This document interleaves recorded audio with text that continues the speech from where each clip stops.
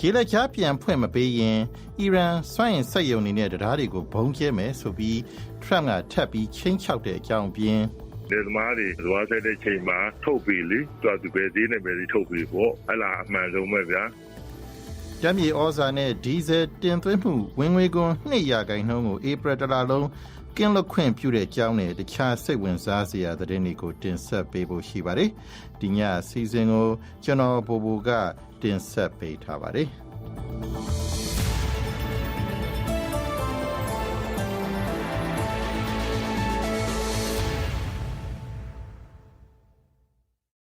လေရင်ဒါဇင်ချီတပ်သားရာချီပါဝင်တဲ့စစ်စင်ရေးလုပ်ပြီးတော့အမေရိကန်လေတပ်ရရှိတယောက်ကိုအမေရိကန်စစ်တပ်ကကယ်ဆယ်ခဲ့ပါတယ်။အီရန်တောင်ပိုင်းမှာသောကြာနေ့ကသူ့ရဲ့တိုက်လေယာဉ်ပစ်ချခံရပြီးတဲ့နောက်ဒီစစ်ဘူပျောက်သွားခဲ့တာပါ။လေတပ်ဗိုလ်မှူးကြီးဒဏ်ရာရပြီးမဲ့လည်းကောင်းလာလိမ့်မယ်ဆိုပြီးသမ္မတထရမ့်ကဆိုပါတယ်။ဒီပုံနေတဲ့လေတပ်ရရှိနာကိုအီရန်တပ်တွေမကနိုင်အောင်စစ်လေယာဉ်တွေနဲ့ဘုံတွေချအီရန်စစ်ရင်တန်းတွေကိုပြစ်ခတ်ခဲ့ကြောင်းအမေရိကန်စစ်ဘက်ရရှိသူကပြောပါတယ်။ဒီစစ်စင်ရေးတွင်သုံးတဲ့စစ်ဘက်ပို့ဆောင်ရေးလေယာဉ်9စင်းအနက်2စင်းအီရန်ကနေပြန်မတက်နိုင်ပဲဖျက်ဆီးခံရကြောင်းလည်းအမေရိကန်သတင်းမှာဖော်ပြပါတယ်။လူ9ယောက်သေဆုံးကြောင်းအီရန်ဘက်ကရေးပါတယ်။ဟော်မုတ်ရေလက်ကြားကိုပြန်ဖွင့်မပေးရင်အီရန်ရဲ့စွမ်းအင်စက်ရုံတွေနဲ့တရားတွေကိုအင်္ဂါနေ့မှာဘုံကျဲမယ်ဆိုပြီးအမေရိကန်သမ္မတထရမ့်ကထပ်မံချိန်ချောက်ခဲ့ပါတယ်။ထရမ့်ကလူမှုကွန်ရက်မှာပြင်းပြင်းထန်ထန်ရေးသားခဲ့ပြီးအလားကိုချီးမွမ်းပြီးတော့ဆုံးသက်ထားပါတယ်။အီရန်ဘက်ကလည်းထရမ့်ရဲ့ရာဇသံကိုပယ်ချပြီးဖြစ်ပါတယ်။ဒီလိုရက်ချိန်သတ်မှတ်တာဟာစိတ်ယူမိုက်ကနာမငြိမ်ဖြစ်မှုကယ်ရမဲ့ဖြစ်မှုဆိုပြီးတော့အီရန်ထိပ်တန်းဗိုလ်ချုပ်ကြီးတူကပြောသလိုလက်တုံ့ပြန်မယ်ဆိုပြီးတော့လည်းသတိပေးခဲ့ပါတယ်။အီရန်ရဲ့ဒရုန်းတိုက်ခိုက်မှုကြောင့်ကူဝိတ်ကရေနံနဲ့ရေနံဓာတုစက်ရုံတွေပြင်းပြင်းထန်ထန်ထိခိုက်ပျက်စီးကြောင်းကူဝိတ်ဆိုရကပြောပါတယ်။နေရာနှံ့မီးတွေလောင်နေတယ်ဆိုပြီးကူဝိတ်ရေနံကော်ပိုရေးရှင်းကဆိုပါတယ်။ UAE နဲ့ဘာရိန်းကစက်မှုနဲ့လောင်စာစက်ရုံတွေကိုလည်းလက်နက်အစအနတွေထိမှန်ခဲ့ပါတယ်။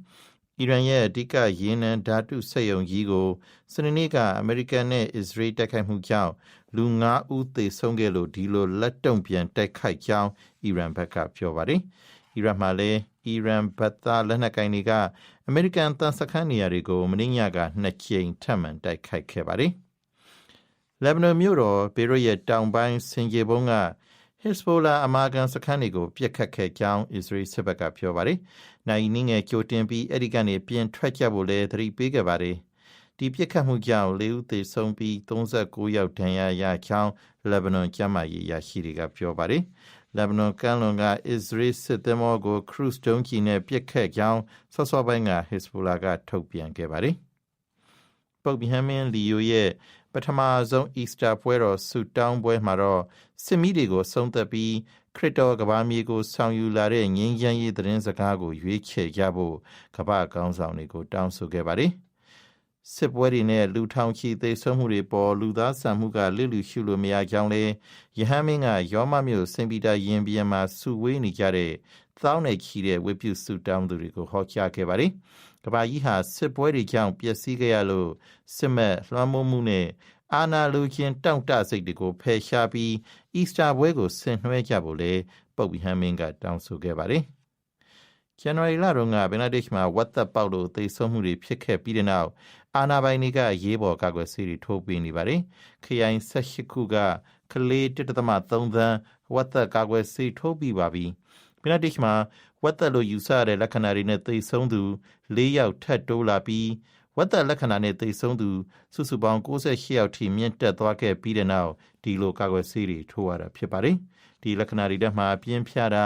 ချောင်းဆိုးနှာရည်ယိုတာနဲ့ခန္ဓာကိုယ်အနှံ့အနီးစက်နဲ့အဖုတွေထတာပါပါတယ်။တခါအာတီမစ်နဲ့အာဂါသယင်ကအာဂါသယင်မှု၄ဦးကလကိုအစွန်ဖျားပိုင်းကမြင်ရကြောင်းပြောပါတယ်။ Oriental လွင်ပြင်တစ်ခုလုံးကိုမြင်ရလို့စိတ်လှုပ်ရှားဆုံးဖြစ်ရကြောင်းလည်းယင်မှုတွေကပြောပါတယ်။နွားရိုက်မျက်လုံးနဲ့တူတဲ့ဂျိုင်ဝမ်ကြီးရဲ့ပုံကိုလည်းကဘာကိုပြန်ပို့ပေးပါတယ်။မနက်ဖြန်မှာအာဂါသယင်နောက်တစ်ဆင့်အနေနဲ့လဆွဲရကကဘာဆွဲရထက်ပိုများတဲ့လဆက်ဝန်းတွေကိုဝင်မှာဖြစ်ပါတယ်။မြန်မာနှစ်တကူတကြံကာလမှာလေချောင်းရံပါဝင်လုံခြုံရေးအသည့်သတိနဲ့ဖြတ်တန်းကြဖို့တိုက်တွန်းကြောင်းခေဘုခရိုင်ပသုံးလုံးနဲ့နှိစက်သူတချို့စီကနေသိရပါတယ်။တပည့်ရင်းမှာလည်းအလှမင်္ဂလာပွဲတွေမှာ ခံဖြောပြီးရေးဆိုင်ဝိုင်းသုံးမှုတားမြစ်ချက်ကိုဖြေလျှော့ပေးကြောင်းမြို့နယ်ပအဖကထုတ်ပြန်ပါတယ်ဒီတော့အတွင်းမှာပဲရွှေဘိုဝက်လက်နဲ့ကပ်နေတဲ့အရာတော်အနောက်မြောက်ချမ်းကိုစစ်ကော်မရှင်တပ်ကတိုက်လေရင်3စင်းနဲ့တိုက်ခိုက်ကြောင်းအရာတော်ပကဖကထုတ်ပြန်ပါတယ်ဧပြီ3ရက်ညနေကလည်းမြောင်မြို့နယ်ကနဘက်ကိုဘုံကျဲလို့ကလင်းငယ်တူသေဆုံးပြီးအရက်သား2ဦးဒဏ်ရာရခဲ့ပါတယ်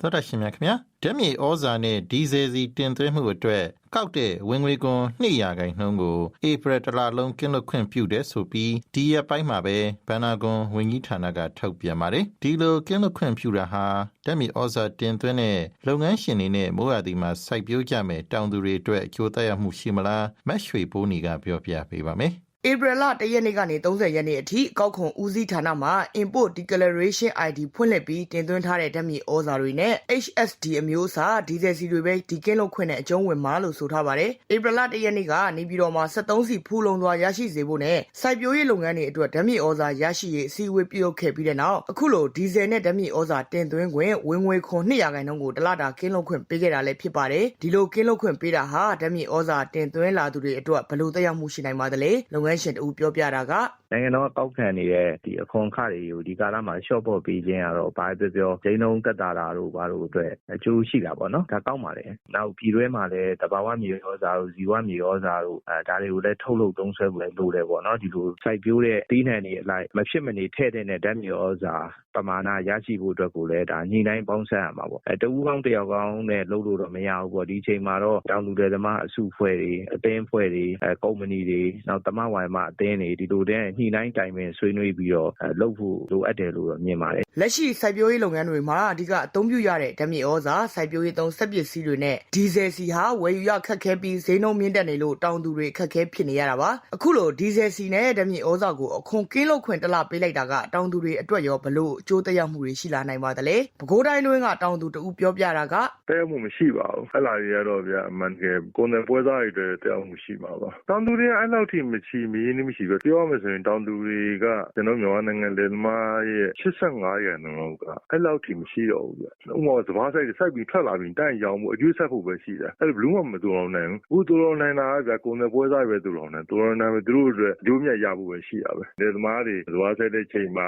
ထုတ်ပြီးလေသူပဲဈေးနဲ့ပဲထုတ်ပြီးပေါ့အဲ့လားအမှန်ဆုံးပဲဗျာမေလာလောက်ဆိုရင်ဒီဇယ်လူမှာဗျာအဲ့ချိန်မှာထုတ်ပြီးမှစဘာတွေပဲကျဲရမှာလေတောင်သူအများစုကတော့တောင်သူလယ်သမားတွေအတွက်တကယ်အကျိုးရှိစေခြင်းရင်လယ်သမားတွေစဘာဆိုင်တဲ့အချိန်မှာဓာတ်မြေဩဇာရောဒီဇယ်စီကိုပါဈေးနှုန်းတစ်ခုသတ်မှတ်ပြီးတဧကကိုဘယ်လောက်ပေးမယ်လို့သတ်မှတ်ပေးဖို့လိုတယ်လို့လည်းဆိုကြပါတယ်တော်ရရှိမြခင်ဗျာအာနာသိမ့်ပြီးတဲ့နောက်ပိုင်းစေဝါတွေရှားလာလို့မြို့နယ်အလှမ်းဝေးတဲ့ကလေးငယ်တွေမှာပုံမှန်ကာကွယ်ဆေးမရပဲနောက်ဆက်တွဲယောဂါတွေနဲ့ရင်ဆိုင်နေရတယ်လို့ဒေသခံနဲ့ဆရာဝန်တွေကပြောပါတယ်ကလေးတွေမှာရေကြောက်ပေါက်တာနဲ့အရေပြားယောဂါတွေဖြစ်နေပါတယ်ဒီကြောင်းမတ်တရာကပြောပြပေးပါမယ်ပရိပခတွေဖြစ်ပွားနေတဲ့စကိုင်းတိုင်းနဲ့တနင်္သာရီတိုင်းတို့မှာမြို့ပေါ်ကလွဲရင်မြို့အနီးကျေးရွာတွေကအစ9နှစ်အောက်ကလေးငယ်တွေမှာရနေကြပုံမှန်ကာဝယ်ဆေးတွေမရဘူးလို့ဒေသခံတွေကပြောပါတယ်။စားဝတ်နေရေးရုန်းကန်နေရတာလမ်းမအသွားလာအခက်အခဲတွေကြောင့်မြို့ပေါ်ကိုကာဝယ်ဆေးတွားရောက်ထိုးနှံဖို့လိုအပ်ချက်တွေရှိတယ်လို့ဆိုပါတယ်။အဲ့ဒီလိုပရိပခဒေသတွေမှာလက်ရှိကျေးရွာနဲ့ရက်ကွက်အများစုကကလေးငယ်တွေမှာ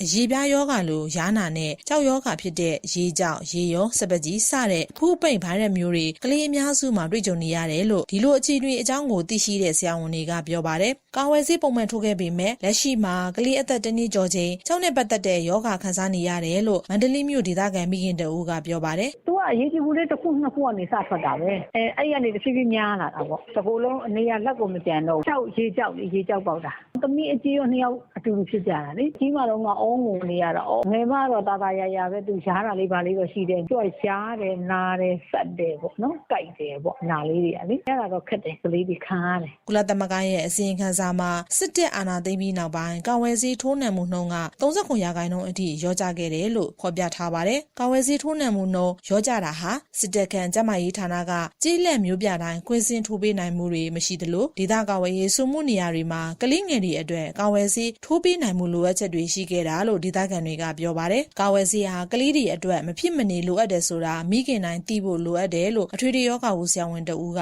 ပြောပါတယ်။ ကာဝယ်ဆေးထဲမှာပါနေတဲ့ဒီယောဂတွေကဘာတွေကာဝယ်ပေးနိုင်တာလဲ။အဲ့ယောဂတွေကိုမကာကွယ်နိုင်ဘူးဆိုရင်လည်းအဲ့ယောဂတွေကိုမဖြစ်အောင်ဘယ်လိုလုပ်ရမှာလဲ။ဘယ်လိုကာကွယ်ကြမှာလဲ။အသွေးတွေဘယ်လို immune ကောင်းအောင်ဘယ်လိုနေထိုင်ကြမှာလဲ။ဒါတွေကတော့မိခင်တွေပြန်မှသိရှိတော့ပေးတင်အောင်။ကာကွယ်ဆေးမထိုးရလို့မလို့ဒီကလေးတယောက်ကသိရမလား။လုံးဝဒါကြီးဖြစ်မယ်လို့ပြောရမှာမဟုတ်ဘူး။ဒါဖြစ်ဖို့များတယ်။ကလေးတယောက်မှာတကွေးမတကွေးမှာဖြစ်ဖို့များတဲ့ယောဂတွေဖြစ်တဲ့အတွက်ကာကွယ်ခိုင်းတာ။ရခိုင်ပြည်နယ်အတွင်းမှာတော့ကုလသမဂ္ဂနဲ့ကျန်းမာရေးဌာနကကိုဝင်ဆောင်တဲ့9နှစ်အောက်ကလေးငယ်တွေအတွက်ကာဝယ်ဆေးထိုးပေးတာတွေရှိနေပါတယ်။ဒါပေမဲ့ရာနာပေါက်တာကြောက်ဖြူလုံးကြီးတွေပေါက်တာကိုဒေသတချို့မှာကလေးတိုင်းဖြစ်ပေါ်ကြုံတွေ့နေရတယ်လို့ဒေသခံတွေကပြောပါတယ်ရှင်။တော်ရရှိမြခင်ဗျာနွေရာသီပူဒဏ်ကြောင့်အေးထိန်းချုပ်ထားတဲ့ရခိုင်ကမြို့နယ်အများစုမှာသောက်သုံးရည်တွေပြတ်နေတယ်လို့ဒေသခံတွေကပြောပါတယ်။တချို့နေရာတွေမှာချက်ပြုတ်စားတောက်ဖို့စွန့်ပစ်ရည်တွေကိုပြန်သုံးနေရသလိုမတန်ရှင်းတဲ့ရည်ကြောင့်ရေပြားရောဂါတွေဖြစ်လာပြီလို့လည်းဆိုပါတယ်။အေးအုပ်ချုပ်ရေးဖွဲ့ကရောရေပြဿနာကိုဖြေရှင်းပေးနိုင်သလားကိုမြင့်လွင်ပြောပြပေးပါမယ်။ရေအခက်အခဲကြုံနေရတဲ့နေရာအများစုဟာ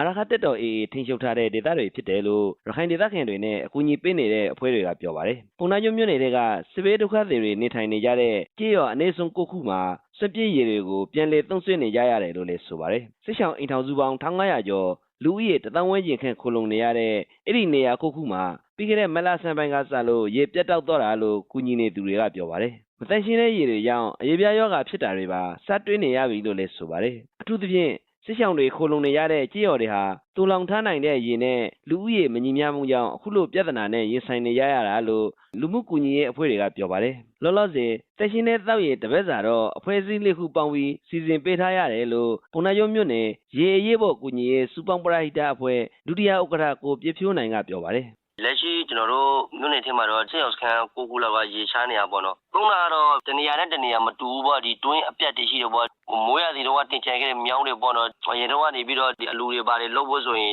ဝက်တွေပါတယ်တက်ပြီးတော့ဆွေးဆေးနေရတယ်ပေါ့။အဲ့နေရာတွေကရေတွေကိုသုံးနေရတယ်။ထမင်းရှိတဲ့ခါမှာလည်းဒီရေကနေပြီးတော့ရေးပြီးတက်လာတာပေါ့နော်။ပုံမှန်စားသောက်နေတယ်လို့မျိုးဒီထမင်းရေကနေပြီးတော့ဖြူအောင်မထွက်တဲ့အခြေအနေမျိုးတွေရှိတယ်ပေါ့နော်။အေးထိန်းချုပ်ထားတဲ့မြို့နယ်ဆစ်လေးခုအနဲ့ဘူးတီတောင်မောင်တော်နဲ့ကြောက်တော်မြို့နယ်ကလွေပြီးကျယ်မြို့တွေကနေရာအများစုမှာအခုလိုပြဿနာတွေနဲ့ကြုံနေရတာလို့ဒေသခံတွေကပြောပါတယ်။ရေရှားပါပြက်လက်မှုပြဿနာတွေချော်ရှာနိုင်ဖို့အတွက်ဘယ်လိုလှုပ်ဆောင်ပေးဖို့လိုအပ်လဲဆိုတဲ့အပေါ်ဇေချောင်းလူငယ်ပရိဟိတအသင်းဥက္ကဋ္ဌကိုနိုင်အောင်လင်းပြောတာက